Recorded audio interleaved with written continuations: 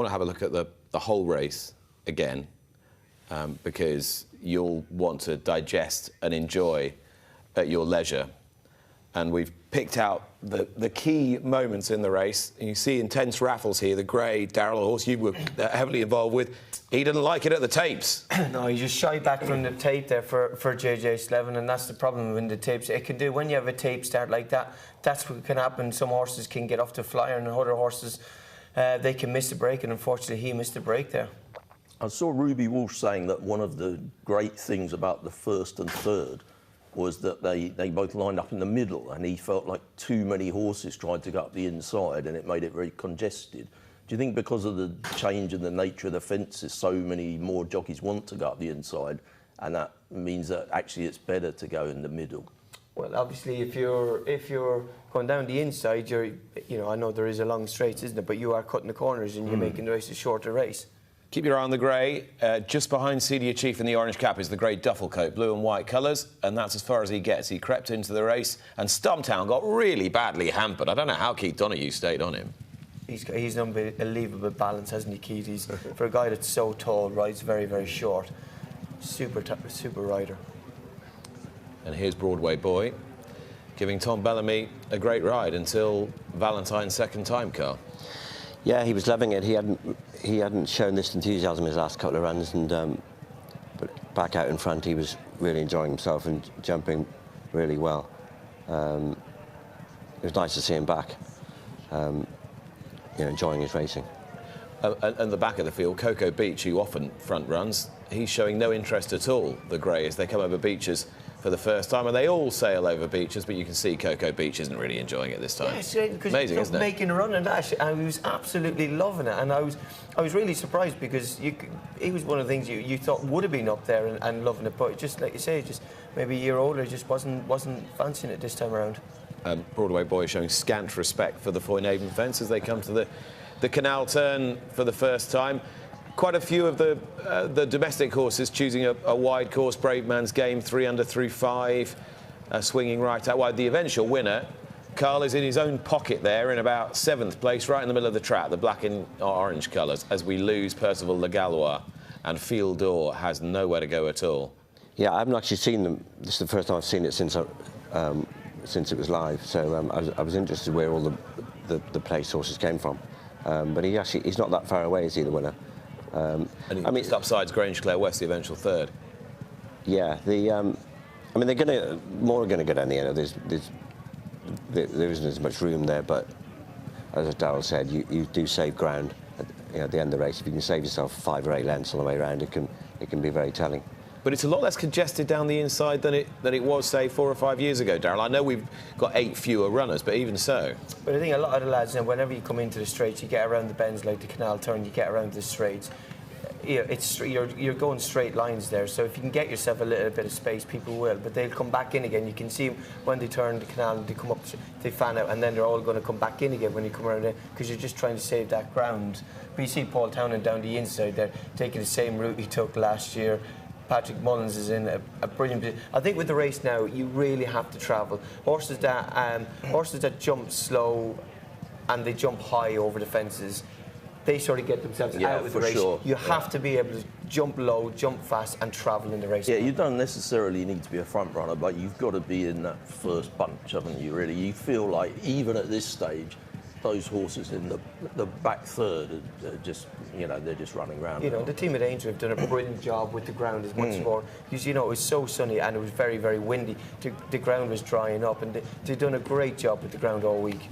Over 20 seconds faster than last year's race, which is the only real true comparison point. Intense Raffles is going to be pulled up in a minute. Royal Pagaille is going to be pulled up. Cocoa Beach is out the back. Monbeg Genius is in rear. Appreciate It's at the back. Highlands at the back. Twig does complete. He's got about 3 behind him at the moment. Ends up finishing 10th as they jump the chair. And they just about all make it over the chair. And this is where your horse, Carl, Beauport, who you look after for the Borough family in the Corbière Silks, and he grabs hold. Yeah, he got too keen. Darryl was saying about horses travelling, but he travelled too well. He had the choke out for the first sort of best part of 3 mile. And although he's in a nice position, he's actually just doing too much. He's over revving. And could you tell that straight away? Yeah, I spotted up the straight first time. Sam, his head was going back and forth, and Sam's hands were coming up and down, trying to get him to relax. And he never dropped the bridle and just relaxed in the race. And so he was just doing too much. He was like a car with the choke out, and he used up too much energy, you know. I mean, it's probably 3 mile that he pulled for, and so he didn't finish galloping because of it, you know. And he is an out and out stayer. So yeah, he hasn't pulled for what, 3 or 4 years of his last 3 or 4 years of racing, but the day has lit him up. And last year's race, Daryl, didn't really look like a Grand National. This year's race did look a bit more like a Grand National. They went hard. It was more searching. They were more strung out. It was a proper test, wasn't it, this time? I thought it was a great race to watch because, like you say, all the jockeys and all the horses, it looked the way they were spreading out. It looked like the challenge of the real go back to the Grand National of old, and it was a great race there. You just seen Intense Raffle pull up. He'll go back to the Irish Grand National where he won last year. But you can see all the jockeys whenever they land over the fence. You can see their body position. They're moving either left or right. They're trying to find that little pocket or that little bit of space for the next jump, and that's the great thing about the Grand National. I always think, with a few exceptions, actually that was one place where Nick Rockett had a little bit of fortune, because one jumped right across him, and further back in the field, Appreciate it's been brought down by Can Do Kid. Yeah, that was a nasty spill. Great to see them all went, but again, he had nowhere to go, did he? Appreciate. Harry Cobden sprung up and caught the horse as well, which I thought was pretty amazing.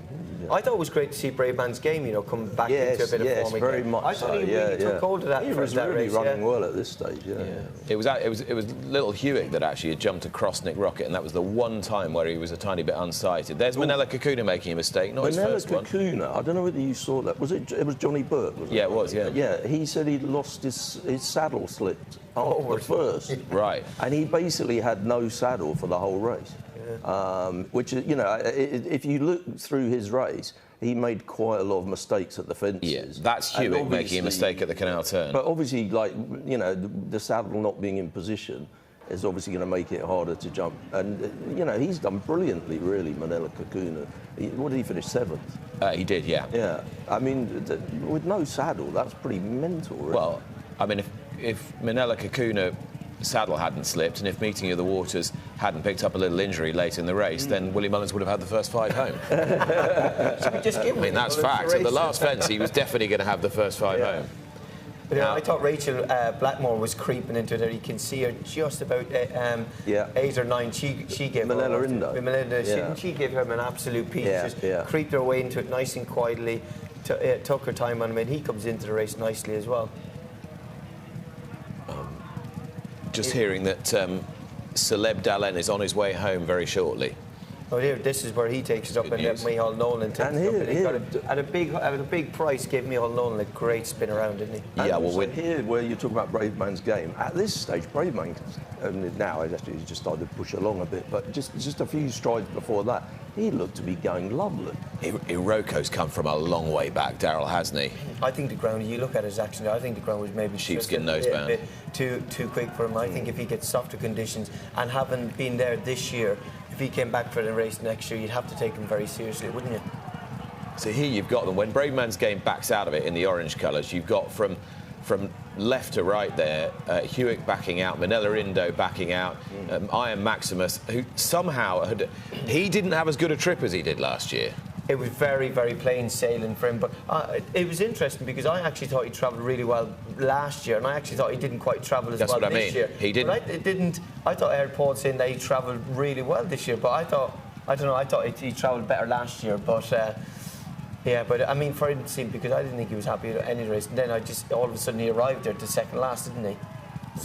Grange-Clare West would have finished closer, but for a really bad mistake at the last as well. And look at him staying on here. It was a huge race, huge effort, wasn't it? Yeah, he was definitely one for next year, wasn't he? When you're watching it, you think, God, yeah, that was a great run. And that's the thing. It's not as though if you run well one year, you're going to go up the weight so much that it precludes you winning the next year, because they're all in the 160s anyway. Yeah. It's like a 4 mile conditions race. But they did go very quick, and so, you know, for Maximus not to travel quite as well because they went so fast. But what Daryl said earlier about consider how much rain we've had, or how little rain we've had. they did a fantastic job with the ground. I mean, John Pullen, fair play to him. It was. I walked it. It was just beautiful ground all the way around, and perfect for. No excuses for any horse really. You would have happily run any horse on it, even if that horse had been a soft ground horse. Yeah, that's right. Yeah. Which is what you want. So I think, there's not credit isn't given regularly enough really, and when they do a good job, most of the time they're criticised. But I think they did a fantastic job there. Stuart Andrew, the winning owner, and his brother after the race, and it's an extraordinary story this, because Stuart had a lot of good horses. You'll remember him well, Carl. He was owner with Mark Pittman. He had Ever Blessed. Ever Blessed, that's right, yeah. Always dreamt of a Grand National winner. And Stuart's late wife, Sadie, had her first Holy Communion with Willie Mullins, was in the same school as him. Bumped into him at the Cheltenham sale, as he was saying yesterday, and said, "You wouldn't train a horse for my husband, would you?" And then just after the horse won his first race, Sadie was diagnosed with cancer and sadly isn't with us anymore, and so still runs in the colours of Stuart and Sadie Andrew. Amazing story how it came full circle. Yeah, it was after Triestes. I was there with Willie, and we were talking to Willie about it, and just genuine, a really, really loving family, aren't they? And it was what a day for him. Like again, for Patrick, for Willie, family connections, and like you say, Willie's achieved an awful lot in his career, but he'll never ever top that. I mean, even Ted Walsh, Ruby Walsh, he even said he could never describe that feeling of his son winning the Grand National. And even I've never seen emotion from Willie like that ever before. That was incredible, but it was brilliant. It was brilliant. It was brilliant to see that side of Willie that we've never seen. Willie's always very. He's dead cool in the interviews normally, and he comes out and he speaks really well, and he was really, He was choked up about that yesterday. And I thought it was brilliant. I thought it was great to see that from the great man. It was great TV. Like you say, what a ride from that. But I fancied him. I thought, that Bobby Cho, it's a great trial for the Grand National. Well, that's why I fancied Intense Raffles, Daryl. Yeah, I know, yes, I know.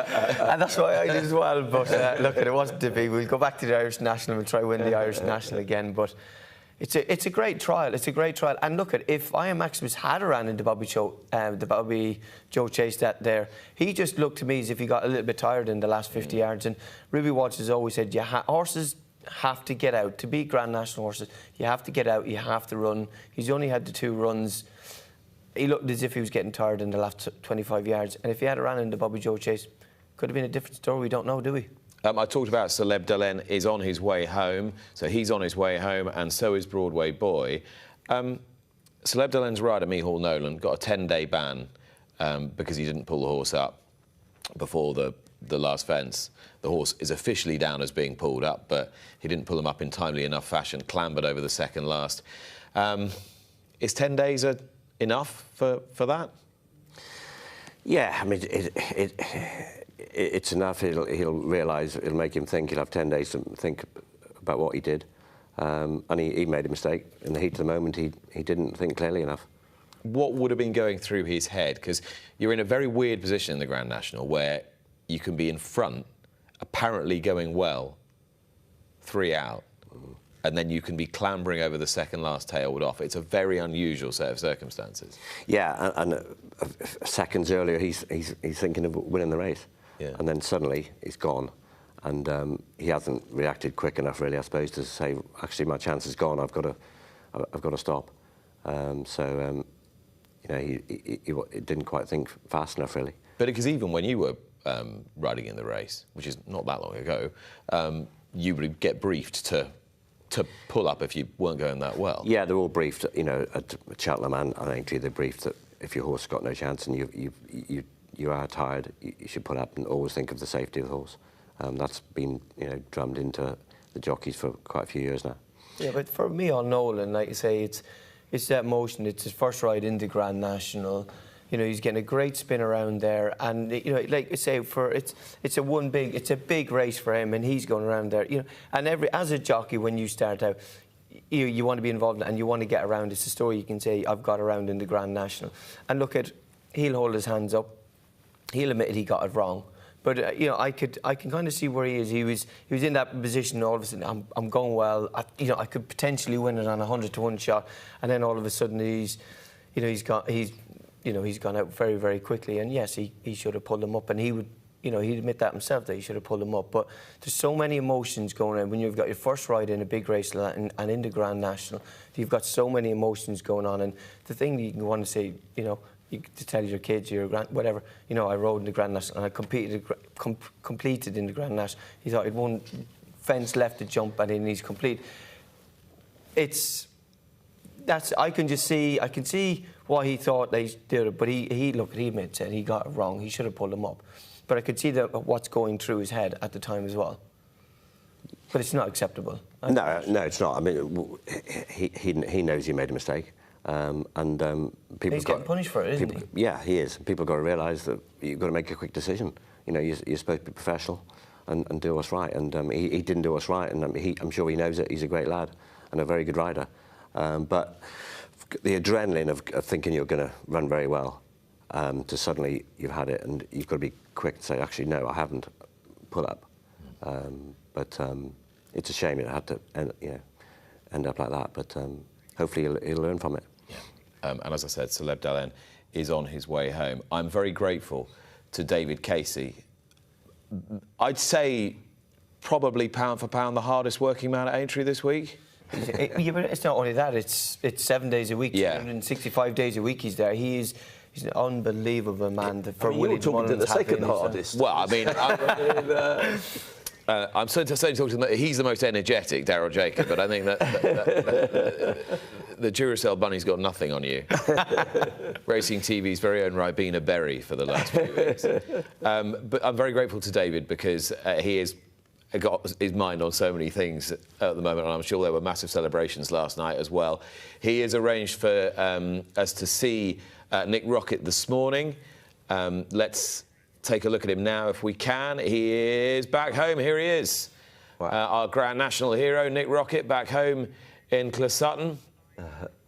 And he looks in rare shape. He's not a huge horse, but he's a seriously handy horse, and he just popped round like a cat. Yeah, he was very good the way he just... but isn't that just a beautiful video there? Like, he's there going around, he's shaking his head, he's got a spring in his step, and that's what you want to see the next day when you want to see horses coming home and going out into the field, having a really nice day out in the sun. And for horses that horse is happy as Larry. By the way, paradise. All that stuff is so good, isn't it, for sport? Like people moan about social media, but I think stables putting up pictures of the horses at home having a great time and enjoying themselves, especially the day after the race. I think it's so important.